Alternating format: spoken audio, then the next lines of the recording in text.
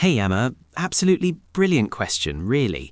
Because you see, so many people, they jump into affiliate marketing and they're looking for, those quick wins, the immediate commissions.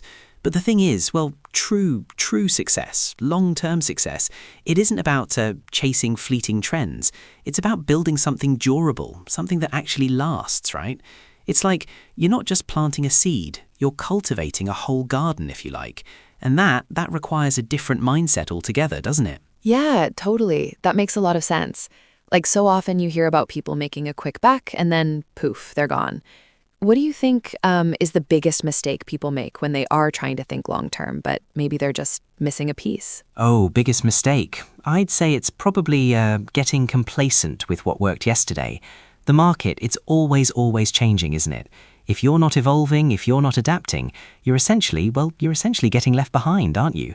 It's not a set it and forget it game, Emma, not by a long shot. Right. Okay. So complacency is a big no-no. But then if you're building something long term, it feels like trust would be like super important, eh? How do you really truly build that with your audience, especially when you're, recommending products? Exactly, Emma. Trust. It's the absolute cornerstone. Without it, you've got nothing sustainable. And how do you build it? Well, first point, authenticity. You've got to genuinely believe in what you're promoting. If you don't, your audience will, they'll sniff it out, won't they? Second point, transparency. Always disclose your affiliate relationship. Be upfront about it. Third, and this is massive, quality content. Provide real value. Don't just, slap up a link. Write thorough reviews. Create helpful tutorials. Share your actual experiences. People, they appreciate that, don't they? They really do. Oh, that makes so much sense. Like, I've definitely clicked away from sites where it just felt salesy, not genuine. So it's not just about selling, it's about helping first. Absolutely. It's about serving your audience, Emma. You're a curator, a guide, not just a salesperson. If your content genuinely solves a problem or provides value, then, well, the recommendations, they just feel natural, don't they? They flow organically. And that builds a loyalty that lasts. Okay, so trust with your audience is huge. But what about, the other side of things, like the merchants, the affiliate managers? Do those relationships, really matter for long-term success too? Oh, they're critical, Emma. Absolutely critical. It's not just a transaction, it's a partnership. Nurturing those relationships with your affiliate managers and the merchants themselves, it can open so many doors. Think about it. Early access to new products, higher commission rates, exclusive offers for your audience, special promotions you can run. You become a valued partner rather than just another affiliate. And how you do it?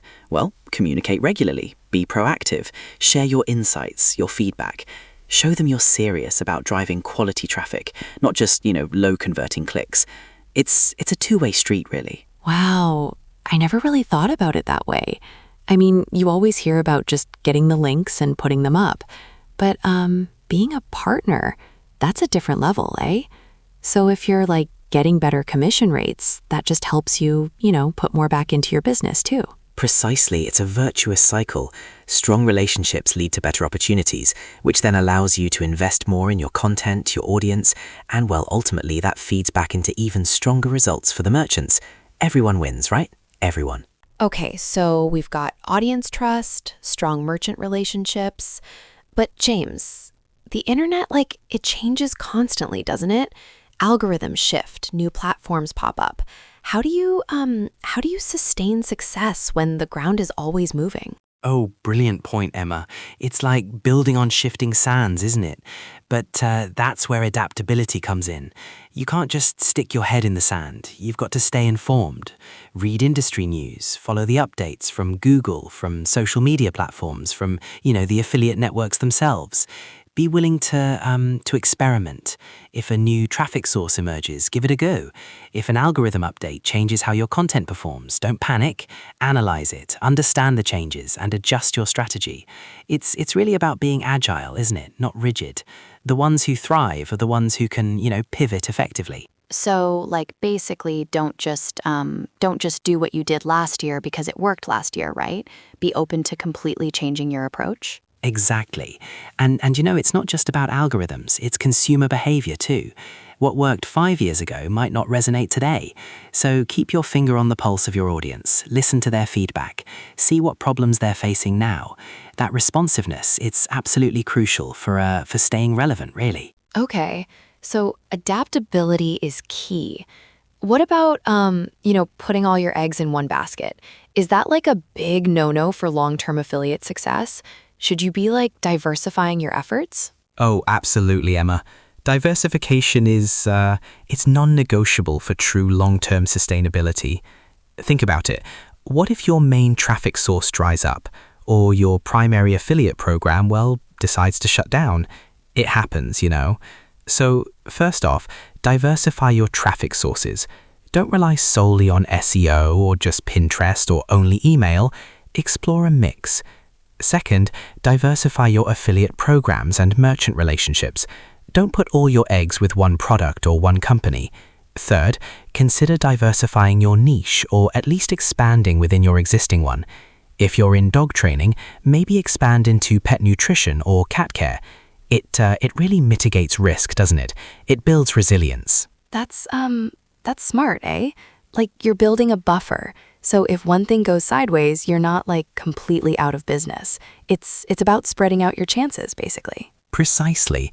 It's about creating multiple revenue streams and multiple points of contact with your audience.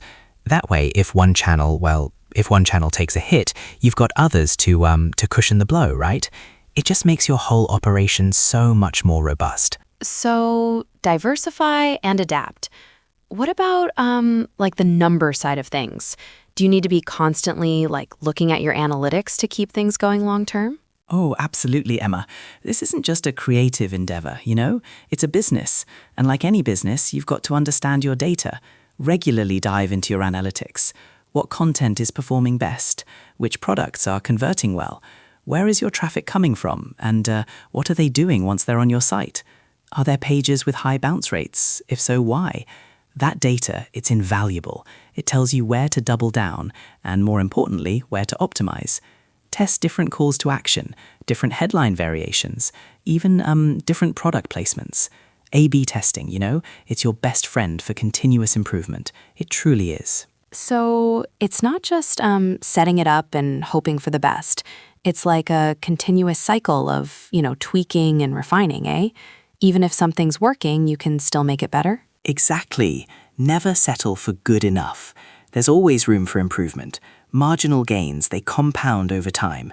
Even a tiny uplift in conversion rate across hundreds of thousands of visitors, well, that can translate to a substantial difference in your bottom line, can't it? It's about evolving with purpose.